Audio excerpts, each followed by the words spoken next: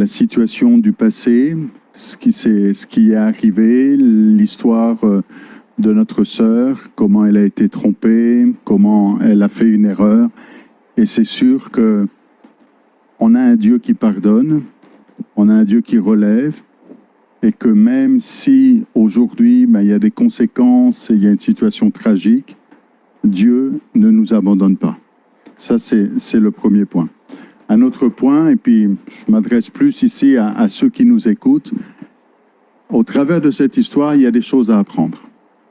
À ne pas regarder à ceux qui brillent, à ceux qui font des belles promesses et des belles paroles, mais à écouter le Saint-Esprit qui parle à notre cœur. Et la fidélité, la sincérité est plus important que... Le menteur, lui, va vous promettre toutes sortes de choses, mais ce n'est pas ça qui va vous rendre heureux. Et on a un triste exemple ici de ce qui s'est passé. Autre chose qui ne fonctionne pas dans cette histoire, c'est ce qui se passe sur ce plateau.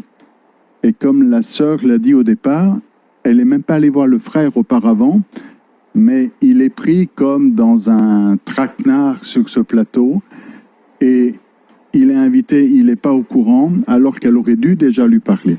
Mais même au-delà de cela, c'est l'intention. On entend, je veux lui demander pardon afin qu'il me pardonne. Mais il y a comme deux objectifs derrière cette phrase. Il y a, je veux lui demander pardon, et il y en a un deuxième qui est, je veux qu'il me reprenne. Et qu'on reconstruise quelque chose ensemble. Et je pense qu'il faut séparer les deux.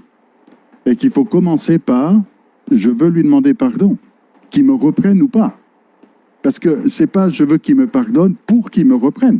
Mais je veux lui demander pardon pour le tort que je lui ai fait, pour le mal que je lui ai fait, même s'il ne me reprend pas, parce que je réalise ma faute, je réalise le mal et la souffrance que j'ai pu causer et la déception que j'ai pu causer, et pour ça, je veux demander pardon.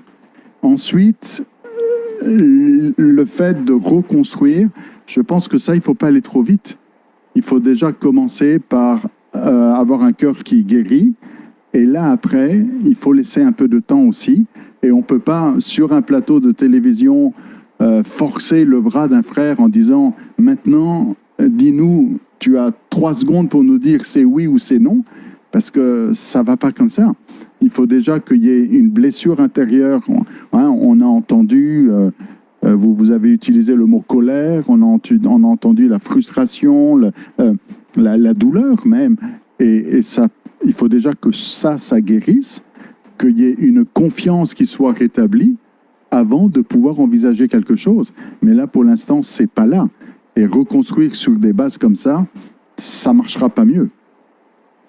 Merci beaucoup, Dr Jonathan Berceau. Nous sommes très heureux d'entendre également votre point de vue sur ce sujet. Vous l'avez dit, il faut donc déjà pour vous essayer donc de guérir les plaies du frère Rodrigue en question avant de chercher, pourquoi pas, à répartir si possible le point de vue de notre pasteur consultant, le pasteur Jean-Yves Toumou. Est-ce que le pasteur Jean-Yves Toumou partagera le même avis à la l'aube de la parole? Ce sera tout de suite avec notre pasteur consultant.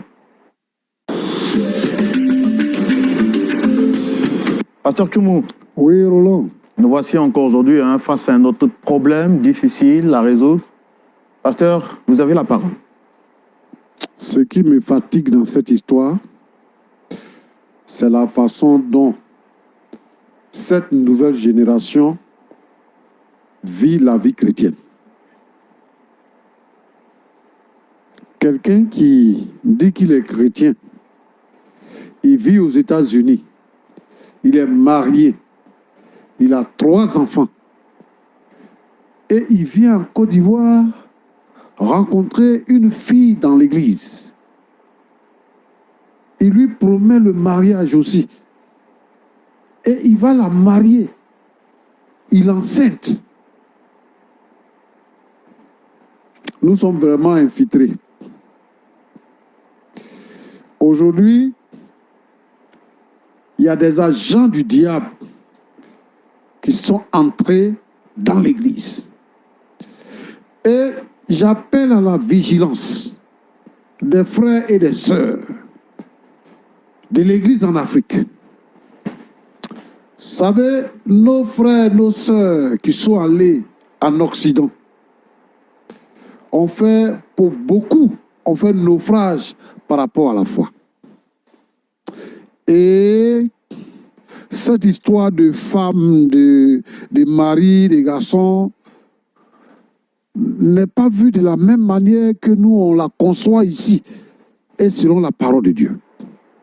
J'ai écouté Déborah parler en disant que ils étaient sur le point d'aller au mariage. Les fiançailles, tout avait été fait. C'était même les préparatifs déjà. Et du coup, Herman fait son entrée dans sa vie.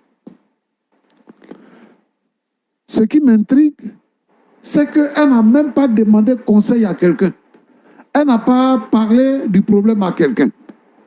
Et quand le problème commence à devenir sérieux et que les gens l'interpellent, son pasteur l'interpelle, ses parents l'interpellent, elle refuse. Pourquoi? Parce qu'elle a entendu États-Unis. Elle voit également que le monsieur donne de l'argent. Et Rodrigue, qui est un jeune qui se bat pour se maintenir dans la vie, donc qui travaille pour préparer le mariage, selon ses moyens. Elle trouve que Rodrigue n'est plus à son niveau et qu'elle doit aller de l'avant. Maintenant, quand elle dort, quand elle mange, quand elle marche, quand elle regarde, c'est tout ce qui tourne dans sa tête, c'est les États-Unis. Les États-Unis. Les États-Unis. Donc, il n'y a pas quelque chose d'autre qui tienne. Je veux dire ici, l'espérance bénie, ce n'est pas l'Europe. L'espérance bénie, ce n'est pas les États-Unis. L'espérance bénie, c'est le ciel de gloire. La Bible dit que le Seigneur Jésus viendra pour nous chercher, pour que nous soyons là où il est, pour toujours. Chaque jour, nous travaillons afin d'aller auprès du Père. Et le Seigneur nous a donné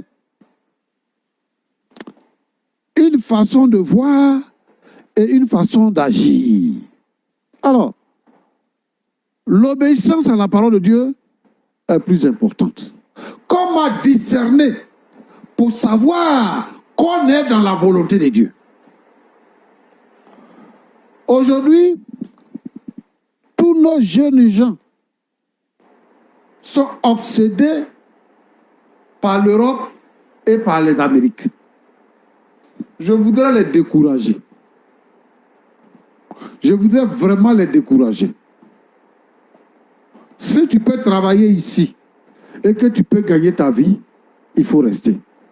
Parce que ce qui se passe là, c'est à cause des États-Unis. Hein. Ce n'est pas parce que Herman a quelque chose de plus important, de plus sérieux. Ce n'est pas parce que Rodrigue n'est vraiment rien. Mais la différence, c'est que elle va aller aux États-Unis. Bon. Déborah, comme toi-même tu as dit, il t'a fait rêver. Il est venu, tu n'as même pas eu l'accord de ton père et de ta mère. Comment une fille peut aller au mariage sans l'accord de son père et de sa mère? Et tu penses que là, tu es dans la volonté de Dieu? Voilà le résultat. Moi, je voudrais interpeller tous nos jeunes sœurs et même nos frères.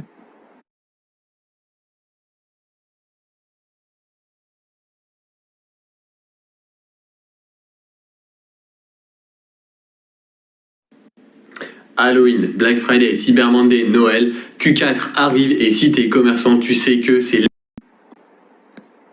Comme on le dit chez nous, Dieu ne va pas descendre du ciel pour venir te parler. On connaît la volonté de Dieu dans sa parole. Mais également, le Seigneur a placé des gens autour de nous qui sont comme des guides qui nous éclairent. Ton père a dit non, ta mère a dit non, ton pasteur a dit non. Quelle volonté de Dieu tu cherches encore? Tu as déjà la volonté de Dieu. Bon, il t'a enceinté parce que ce que lui voulait là, c'était de coucher avec toi. Donc, il sait que c'est un mariage qui est nul. Et donc, il a atteint son objectif. Il t'a enceinté, il est parti, et puis il t'a plus appelé. Tu as ta grossesse, tu as ton enfant. Qu'est-ce que tu veux? Où tu es là? Tu es devenu restangolo. Alors que tu étais une fille bien, avec un avenir bien, vraiment, qui allait faire la joie de l'église et de sa famille. Mais tu t'es laissé tromper à quelqu'un. Et tu as mordu à la maison. Aujourd'hui, te voici sur un plateau, devant les yeux du monde entier, en train de pleurer. Yako, comme on le dit en Côte d'Ivoire. Que cela serve de leçon aux autres filles, aux autres personnes qui nous suivent, pour que cela ne puisse pas se répéter. Si vous avez donné votre accord à quelqu'un, vraiment, que vous ne soyez pas la première personne à rompre, mais que vraiment Dieu vous guide. Mais Roland, ce que je veux dire, c'est que quand on parle de fiançailles, quand on est dans une relation, nous les chrétiens, avant le mariage, on n'a pas de rapport sexuel. On cherche la volonté de Dieu. Dans les rapports, là, c'est-à-dire quand on est chrétien et puis on marche ensemble, c'est pour voir si on est compatible. Si on est compatible, là, on se marie. Mais si on n'est pas compatible, on se sépare. Et puis bon, il n'y a rien. Voilà. Mais une fois qu'on est allé de l'autre côté, c'est pas bon. Donc vous étiez dans les fiançailles. Ok. Maintenant, tu viens demander pardon. Quelqu'un t'a déjà goûté. Tu es venu avec un enfant. Pardon là, c'est quel genre de pardon tu veux? C'est pardon pour que vous puissiez causer, ouais? Ou bien c'est pardon pour que vous causez et puis il va te prendre comme femme? Dis-moi, quel pardon tu veux? Moi, je veux entendre ça. Je lui demande pardon pour le mal que je lui ai causé. Mais en même temps, je lui demande de me répondre. Pour que vous causez et puis il n'a qu'à te reprendre. D'accord. Bien compris. Rodrigue. Oui, pasteur. Comment tu vas? Je vais bien. D'accord. Je sais que tu as mal. Je sais aussi que tu n'es pas à l'aise sur ce plateau par rapport à tout ce qui se passe. Mais Déborah est venue nous voir pour présenter des excuses, pour demander pardon par rapport à tout ce qu'il y a eu entre vous. Elle est mal actuellement et elle n'est plus heureuse, elle ne peut plus dormir tranquille, même pour manger c'est difficile. Elle s'est vue abandonnée et tout ça, et elle pense que pour qu'elle puisse retrouver la joie de vivre, elle a besoin d'être pardonnée. Donc elle est venue vers nous pour que nous puissions te demander de venir pour te demander pardon. Et moi, je voudrais me joindre à mon frère Roland, au docteur et à Déborah pour te demander pardon. Tout à l'heure, tu as dit que je ne la connais pas, tu l'as comparée à une diablesse et tout ça, mais tu es un chrétien. Et je pense qu'elle est sincère avec ce qu'elle est en train de dire. Est-ce que je peux utiliser le thème qu'elle a utilisé? Tu peux trouver une place dans ton cœur pour lui pardonner ce qu'elle a fait. Est-ce que tu le peux? Sinon, je te demande de lui pardonner.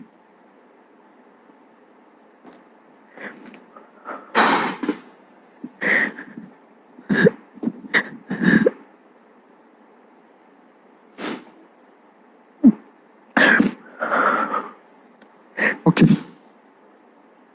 Notre Seigneur que nous tous nous adorons nous a pardonné. Nous a pardonné. Qui suis-je pour ne pas pardonner? Je peux pardonner et je pardonne à Déborah de tout ce qu'elle m'a fait.